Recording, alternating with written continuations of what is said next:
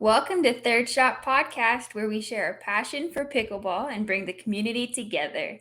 You can find more about us on our website at thirdshotpodcast.com. We also have all of our episodes and blog posts, so don't forget to check it out. You can also follow us on all of our social media. We're on Instagram, Facebook at Third Shot Podcast, and YouTube, so go watch us there. Mm-hmm. And on Twitter at Third Shot Pod. So wherever you want to find us, we are there. Send us some messages and take a cheers with us. Yes. I'm ready to take a cheers. I've got a coffee. Sorry. Toast. So do I, actually. Look at mine, though. It's a little ream and everything. I'm not like hardcore coffee drinkers like the two of you. I got the espresso thing going on here. Yeah. About 15 minutes. So nice. I'll be all in here. Yeah. For people on YouTube, I mean, Bridgie's just having a killer hair day today. Oh my gosh, no. I showered and it's so fluffy. I think it's the humidity that it's not used to. There's a little bit of moisture in the air today. It's just everywhere. Keep messing with it. It's making me Bridgie, the lesson that I will give you in life is respect every hair day. I thought you were going to tell me. Sometimes it just goes away. Might be easier that way. It totally is. I was talking to somebody because it was, the hair was thinning, and then I just decided, I don't know, I was hanging out with Greg, about when I did this. Yep. It's just I'm going all in. I'm shaving it. So I just went all in, and instead of the thinning and all that stuff, I just went for it. And it was I don't know, it was nice because all of a sudden I had 15 extra minutes every morning or 10 extra minutes every morning because I didn't have to wash my hair or dry my hair. It's so much easier. So I don't know if you want to go this route. Yeah. I mean, and I would not have to buy shampoo or conditioner. Exactly. So maybe exactly. It would save so much money, right? Exactly. And so much time, in the shower. And, But Rush, you do shave your head. Yeah. Does that take a long time, or is that something? No, it's once a week. I'll just go through and do the little shaving thing. It's not long. It's 10 minutes, 15 minutes. I mean, it's quick. If I keep up with it. If it grows a little too long, then it takes a long time. But there's always a hat as well that I can throw on. So have the two of you been playing some pickleball? I have, believe it or not. That away. I know. I did go out with my wife. It was her first attempt, as we'll say. She did well. What she really got, because she would play tennis with her dad long ago. So what she got early is hit the ball to this side of the court and then hit it to this side, because I'm going to make us run back and forth a bunch. Thanks for that. So yeah, we played, and then my son was there as well, so we sort of demoed the back and forth of how to as best we could do it as far as how to play. But one thing happened that I wanted to talk about on. My son hit the ball kind of hard one time. He just whatever, hit it trying to get to it, dive, almost diving for it to hit it, and it went high up, bounced, and then went into the court that was behind us. Right. I'm like, oh shoot, that sucks, because we're over here, we're goofing around. We've got somebody that's brand new, their first time playing. Me, I'm still, I believe I'm level 0.1 now. Nice. Good job. Yeah. I've graduated. All that practice. Yeah. And so, we're just screwing around, and then we've got some serious people playing doubles on the other side. I did notice, though, that there was a little instruction going on over there, and I think some of them were new as well, and they were, trying to learn. But the ball goes over there, and it lands sort of on the side by, not right at the net, but a little close to the net. And I was thinking, because when this has happened before, was somebody would just on that court just go and pick it up and toss it over. They didn't do that. So I'm like, well, I don't want to leave a ball sitting over there on their court, so I feel bad. I'll just go walk over there. I waited till they were done with what they were doing. I walk over. I said, oh, hey, sorry for this. Sorry for interrupting. Let me just grab this real quick. I ran over. I grabbed it real quick, and I left, again apologizing. They said nothing. They didn't look at me. They didn't acknowledge me. They said nothing, as if I wasn't there. And What? it wasn't even like they were angry or anything, like there was no like, oh, this jerk coming over and into our court, or come on, or like nothing. And it was almost worse than, like if they had yelled at me. Like then I would have known. Like it just felt so weird and awkward. And then I'm playing across from these people for the next half an hour, whatever. And it was just so weird and awkward and kind of icky. Yeah. Is this just me? So, was it like a fence? Was it a fence dividing the two Just courts, or what? a small fence. Oh, Like so you can like see them. Yeah, totally. And it's like it's probably I don't know. I mean, I could step over the fence if I really wanted to. Like it's a short fence. It's I don't know, 2.5 feet. That's kind of odd. I mean, it's when you're playing pickleball and there's courts next to you or behind you, it's common that a ball is gonna go into your court and you just stop play and you say, okay, well, take the point over, and you give the ball back. Mm-hmm. I've never experienced something like that before. Yeah, it was so weird. I mean, we talk so often about how cool the pickleball community is and all of that, and then I see this, I'm like, is it me? Well, maybe because they were new too. You said that there was instruction. There was some training going on over there. Yeah. So maybe they also felt like, well, am I supposed to get it, or? That's true. I think they were insulted that they knew you were a co-host of Third Shot and you didn't bring them shots when you went over there. Oh, that was it. Yeah. So they were kind of like, what's up, Russ? I mean, your Third Shot, you should be bringing shots over if you're going to come into our court. Or maybe it's that we recorded one of the episodes right before, and the situation isn't as I remembered. The whole rudeness thing, and temperament. I do run across people that have temperaments, right? Where they're kind of grumpy, and and it makes me kind of think back, like back in the day when I would play tennis, like McEnroe, right? When you think of attitude and like, I don't want to upset anybody, I would hate to hit a ball into McEnroe's court. I can only imagine how he would react. Right. Well, because I watched the video of him playing against Agassi, and he still got that attitude, right? Yeah. Well, actually, you sent me that clip. Let's go ahead and share it. Let me see if I can do this here properly. For those of you on audio, you'll hear this as well. You to call score. What? She wasn't finished calling her score. I wasn't ready. There's McEnroe there. Courtney Johnson is allegedly in charge of this match. Debatable. Until now. 13-12. It was 13-12. And I just won the point. You did. Yes, thank you. Some I mean, confusion. he's got his way and he's still upset. There'll be a freeze here, so. How do you argue that? Come on! What happened?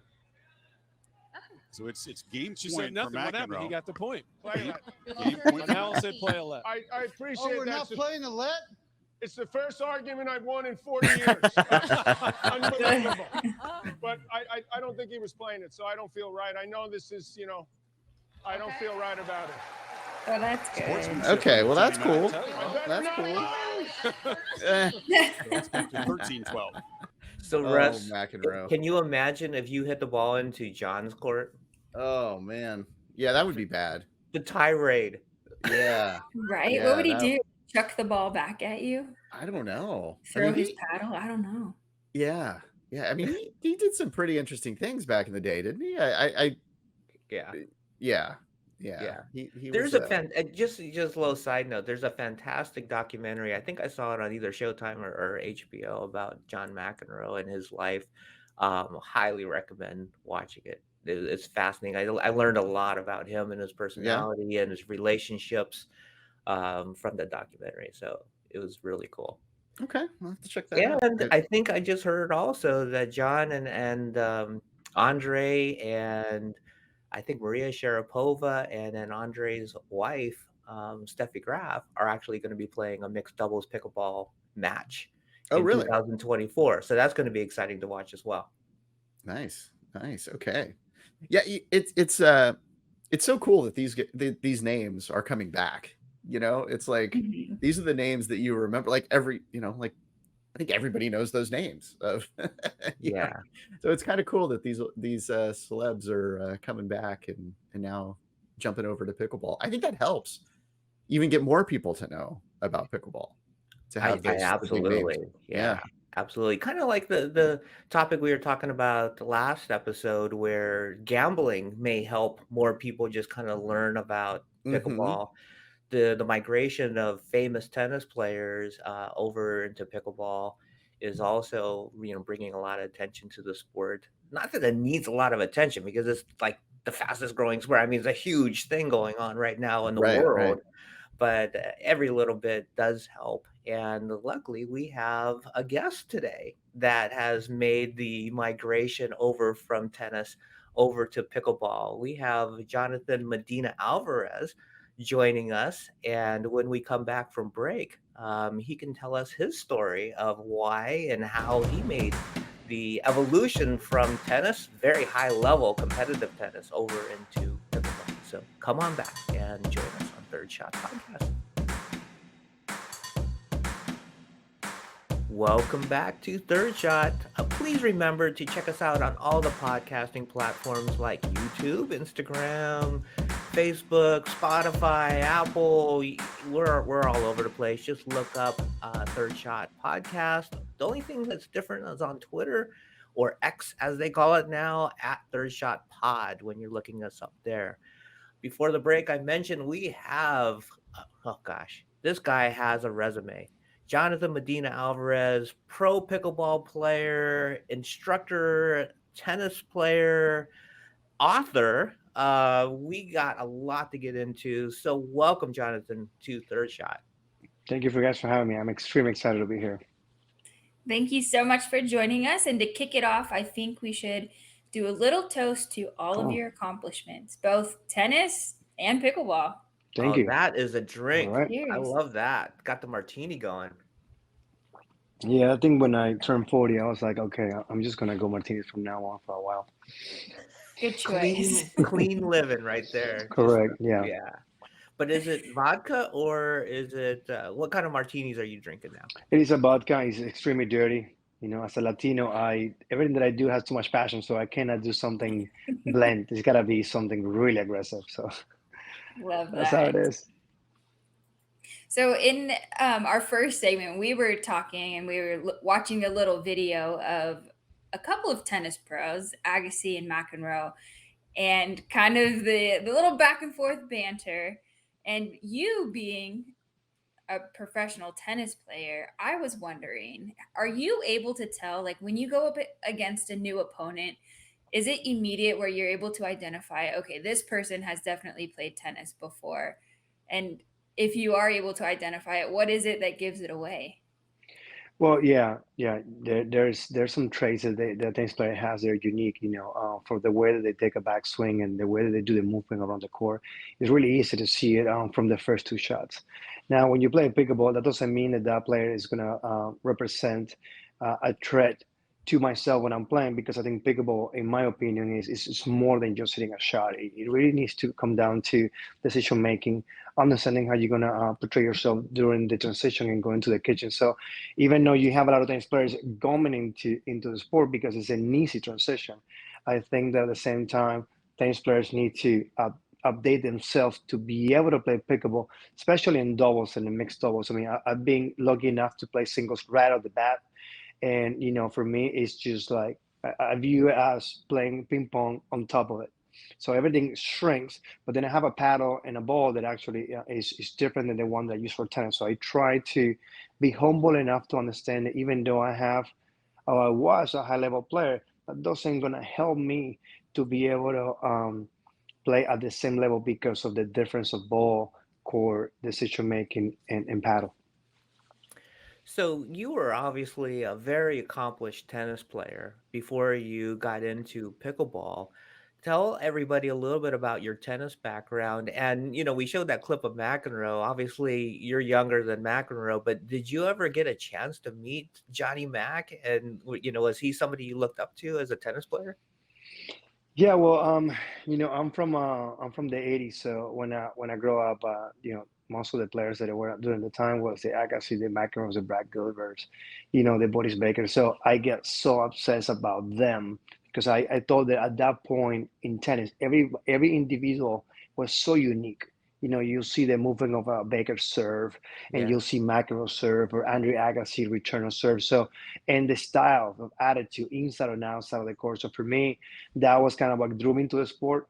And I started playing around 10 years old. I couldn't play sports with other people. If you didn't pass me the ball playing soccer, I'd be like, okay, why am I here? So tennis allowed me to be the gladiator that was going to get into the Colosseum and either, kill or be killed. So for me, that was such a excitement to have. So during my first year playing tennis, I just became obsessed, and I basically begged my dad to take me every single day to train. And when I couldn't, I would just look for any side, any place on my house just to hit it against every wall, which it got me grounded a bunch of times because it's like, hey, you should not be playing tennis on the kitchen. But I'm like, I gotta train. So that sense of So you discipline were came hitting the really ball in the early. kitchen before pickleball was hitting the ball in the Correct. kitchen, right? This is just coming back in a circle for Yeah. me. So yeah, I did that a lot.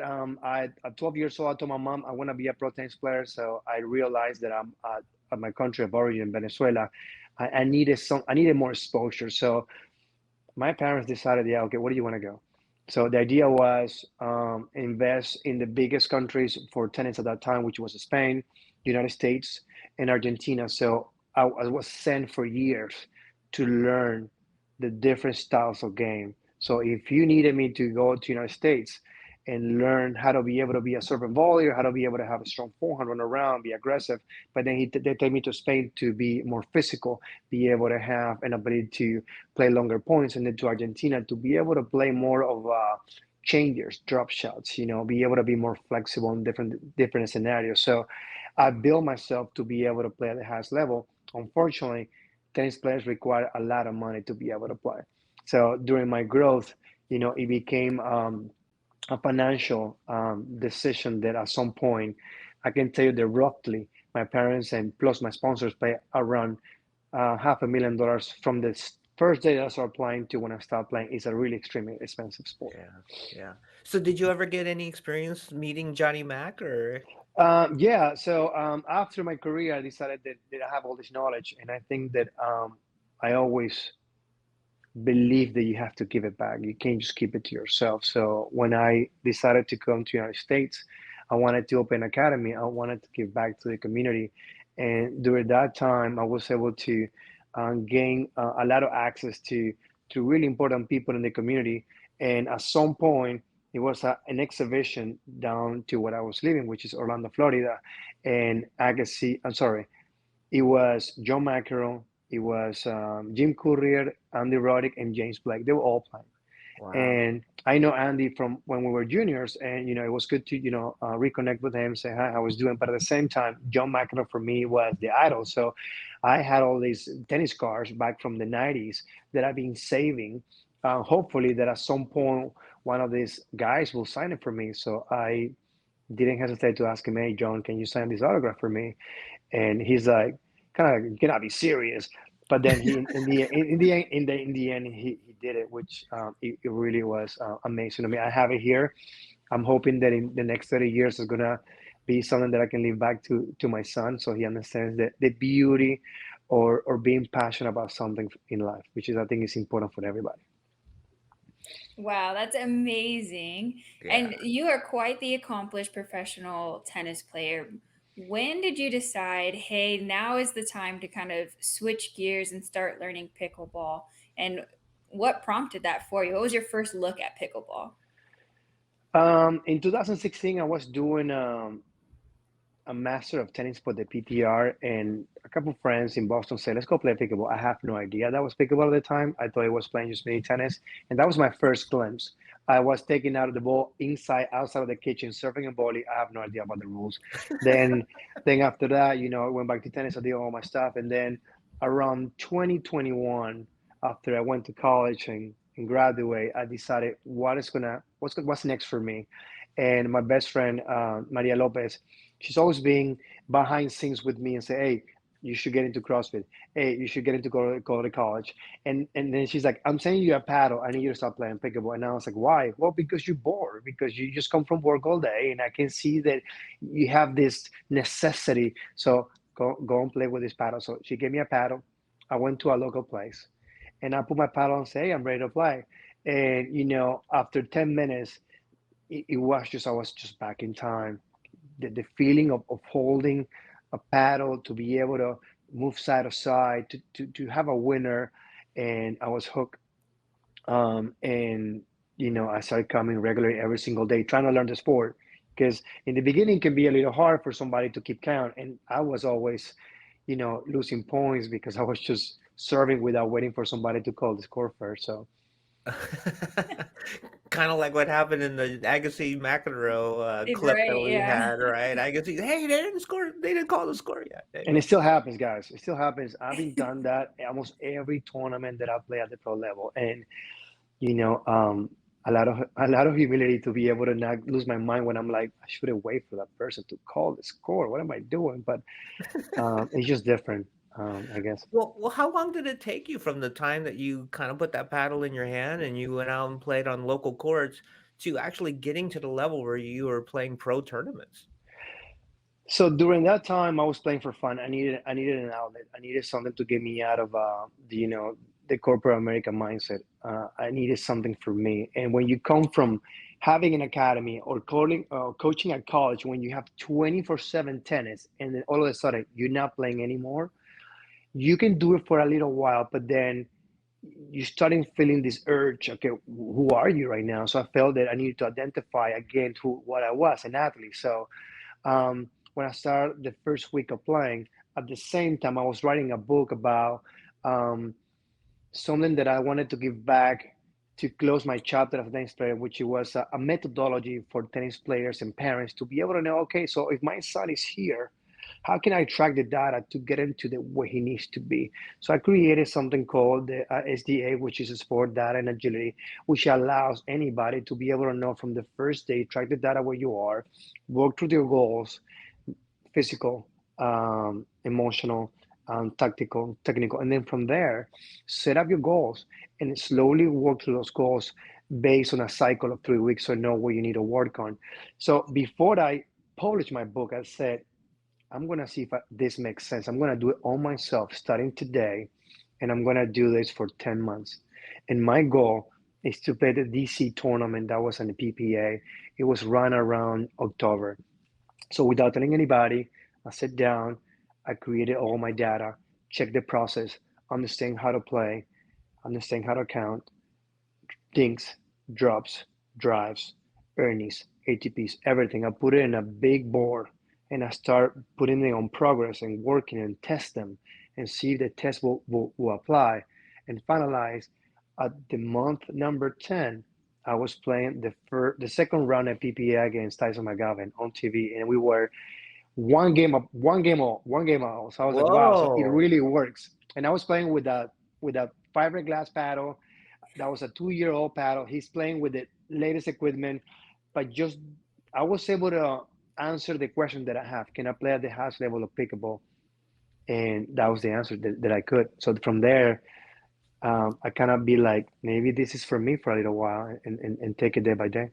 Super impressive. Right, that is so impressive. And the fact that you were able to apply what you were just writing about for tennis to Correct. pickleball, that just Correct. is Correct. proof Yeah. in itself. Yeah. I So have it for right here. people listening who may be interested in purchasing this book to up their either tennis or pickleball game, or maybe just anything in their life that they have a goal set out for, where can they find it? Well, it's in Amazon. The name of the book is Result Generate Results. That was what my dad told me when I was 10 years old. He said, you want to be good?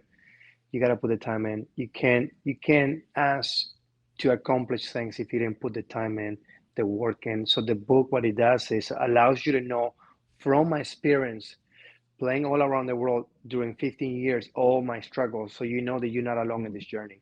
I felt the same way that you're feeling right now when you go into a court and you're like, what happens every time I go to the kitchen? And when I'm playing for and record, I'm having a great time. I never miss a thing. And then I go to matches and I can't miss more than missing things every 3 shots. Why? It's an emotional thing you're going through. So the book will allow you to ask the right questions to yourself so you can find those answers.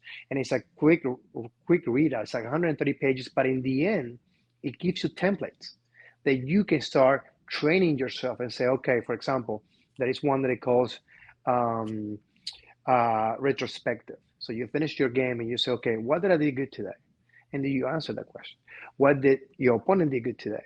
And when you keep asking those questions, you're gonna find all this data that then you can use it to set up your next training. And I think that's really compelling because everybody's obsessed with this sport. I am obsessed. I wake up at 5:30 in the morning to go and play pickleball because then I have to have my full-time job. So, or I have to train at 11 o'clock at night because I have a wife and kids. So, but at the same time, every minute that I'm playing, it needs to count. And I cannot just go there and play and think that I'm going to have different results if I don't have a process in place.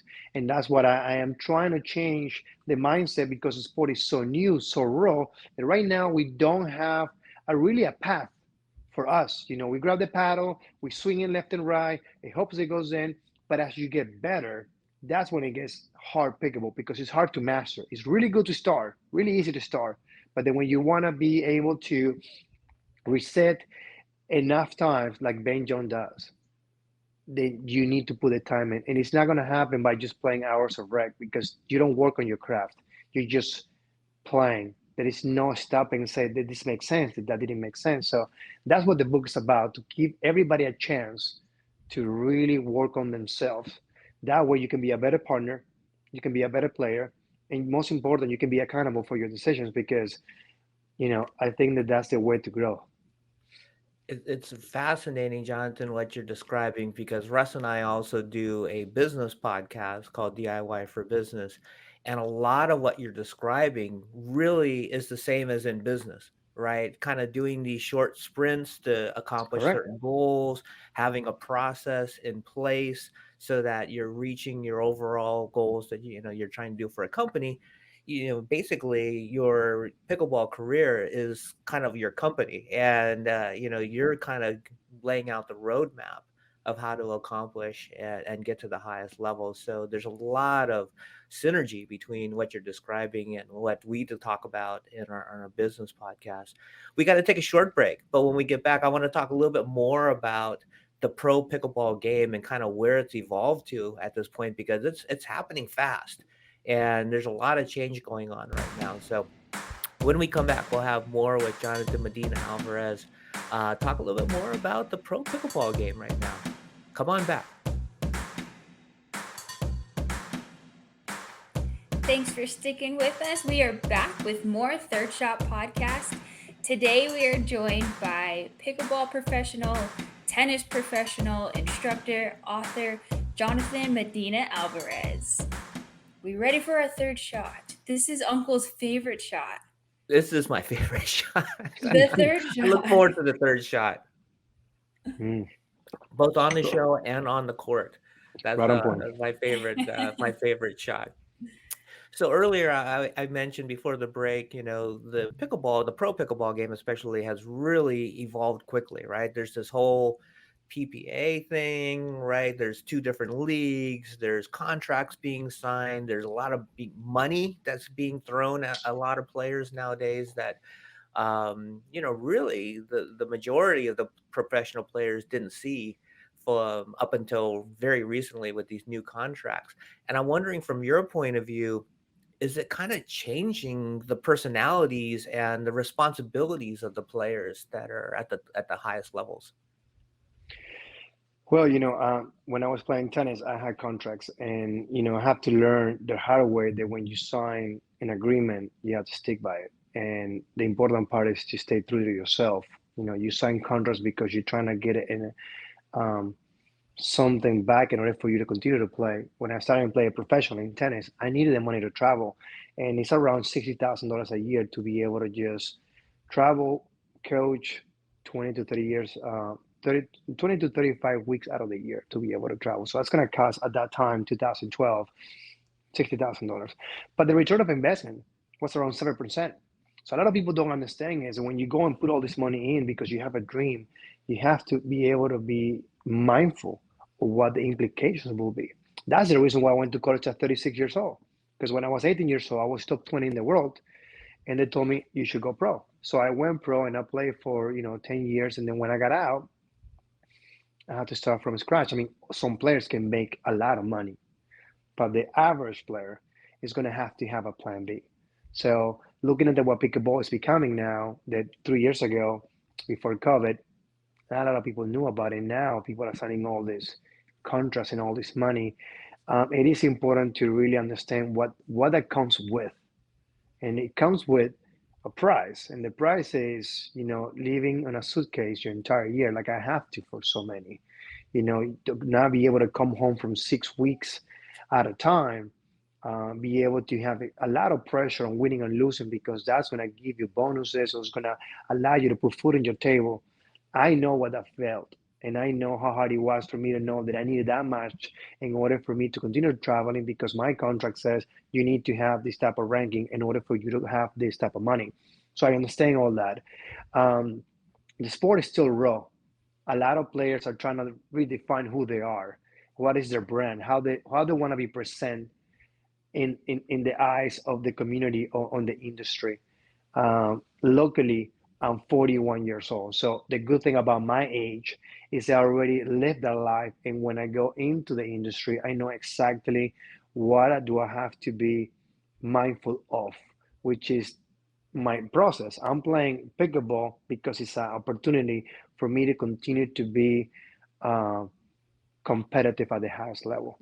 I still have a wife, I still have a full-time job, I have a newborn, but it doesn't mean that I cannot be an athlete as well. And that's one of the things that I encourage the industry to look at as well. Because right now we're trying to get players that are young enough so we can make the sport younger.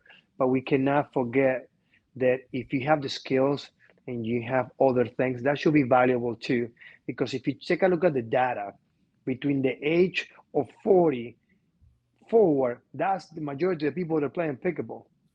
Right. So I am more close to identify with a lot of people out there that are guy in their 20s, that a lot of people right now are not there in the sport yet. It might happen, but not right now. And it's not a sport that you can think that is cheaper. For me to sign up for an APP, PPA, I gotta pay $550 per tournament. So if you think that as a business transaction, you do that for 10 tournaments, you're putting $5,000 on an investment that if you don't win any matches, you have zero return of investment. So I see it in a different perspective. Now, my advice to everybody out there who's playing the pro and signing all these contracts is to be able to have a path, because if you don't get those results, what happens next? And I like to be able to have an ability to be flexible in order for the sport to allow me to play and feel good, not to be something that I am overwhelming about. Because when you don't win, you don't get paid. So what happens next? How can you sustain a family? How can you sustain a mortgage? So all those thoughts, I think that it will be nice for somebody to come out there and speak about it. Because right now what we're talking about is the signing people, but what does that look like in 5 and 10 years from now? That's just my perspective. Yeah, and you kind of took, well, from what I've grown up learning is like you go to high school, you're playing sports, and then you kind of reach this point of like, are you going to continue on with that sport? Or are you going to kind of leave that behind and focus on college and kind of what the next career step is? What advice would you give to some of the younger players who may be thinking at this point in their life that maybe professional pickleball is the way for them to go? Well, when I was 18 years old, I was top 20 in the world. I was top 20 in the world when I was 18 years old. So at that moment in time, it never occurred to me, hey, go to college, get an education. You pretty much will get it for free if you come to America. But my dad said, you know what, you're top 20. I think you can make it in the pro tour. I'm going to ask for a loan. I'll give you the money. You go play. And that's how we did it. So I went and played, and then the first year I was owning $30,000 on a bank just because I wanted to play, and I only was able to reach the top 800 ATP. So every single year, my goal was to continue to get better ranking in order for me to continue to have the opportunity to be able to play. Now, I had to go to college at 36, and the reason why I went to college, but a lot of people don't know, was when I stopped playing pro, the only opportunity that I had was to was to change to have a job as a tennis coach. Now, when I went to college and I got a magna cum laude as a business and with a concentration in cybersecurity and data analyst, I have no job opportunities because my resume has zero experience. Wow. Even though I went to college and I graduated in 3 years, I have zero. So the only way I was going to be able to get a job, which I did, was by sharing my story, that certain aspects of my self-discipline, passion, work ethic can be translated from an athlete to a corporate America. So my afraid is somebody goes and say, yeah, I want to play pickleball for 6 years because of the dream, which I'm okay with it, and then it doesn't happen. They're gonna try to go to the workforce, and then there's nothing gonna be on that page. When we have, and what I know that every year in America, millions of people are graduating from college. So that is the hardest thing to be mindful of. What happens when I make this decision? How that will affect me, my overall lifestyle in years to come.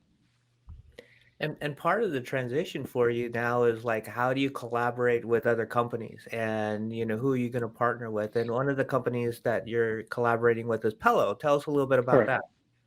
Well, during the transition of playing pickleball, I realized that I need to get more into what the paddles are about, what the balls are about. I needed to submerge myself into what is this new sport, and looking into opportunities to partner with the paddle company.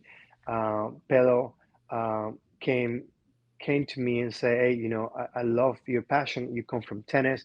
Let's have a conversation and see what we can do to have a win-win situation.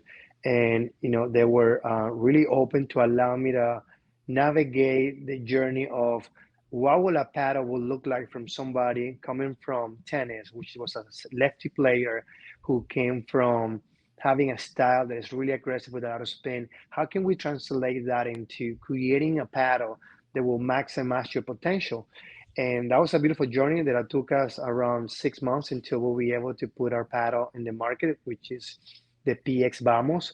I was allowed to have a Spanish word that is the one that I use to push myself the most. And it's been a beautiful journey, especially when you go out and you're playing in a tournament, you see somebody using your paddle with your name. It's such a humbling experience because you know that it's part of your who you are in that paddle, because the time that it took both of us to come up with an agreement.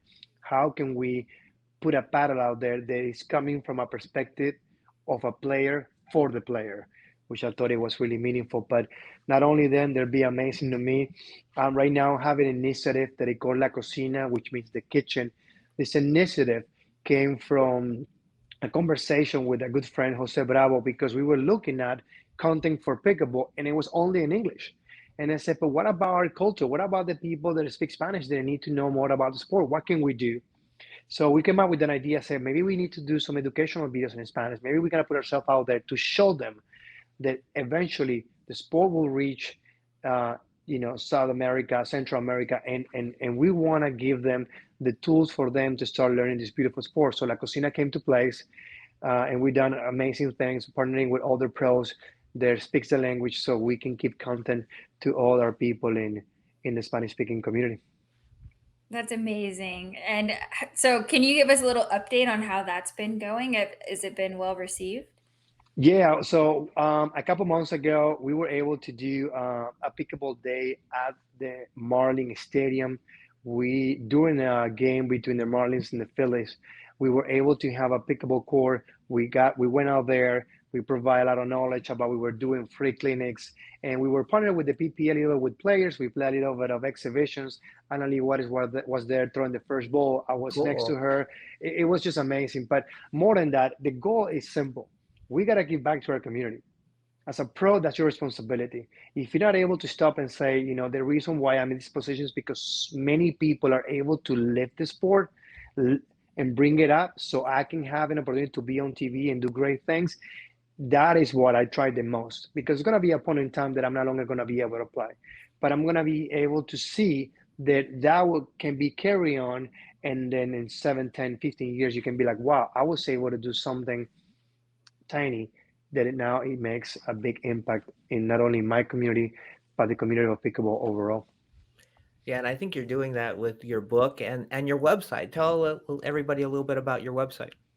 Yeah, so the website is the JM Max, and I put the Max because my name is so long. So the Medina Alvarez experience, basically. So let's call the Max, and basically, I'm a firm believer that if you have knowledge, you have to give it away. So what we do or what I do is basically, if you hire my services, you're gonna come into my world. You're gonna do exactly how I live my life. So basically, 5:30 in the morning, I'm expecting you to be, let's go. We're gonna have 3 miles. We're gonna run for 3 miles, and we're gonna talk about what the journey is, and then we're gonna create this amazing setup for you where you're gonna feel that everything is data driven, everything is set up for you to be the best you can be, but you're never gonna be alone. I'm walking next to you. When I'm telling you we need to do certain things, I'm doing it with you. You're not doing it alone. So I think that that's the beauty of the coaching. Sometimes coaches are asking things to players, but they're not willing to do it themselves.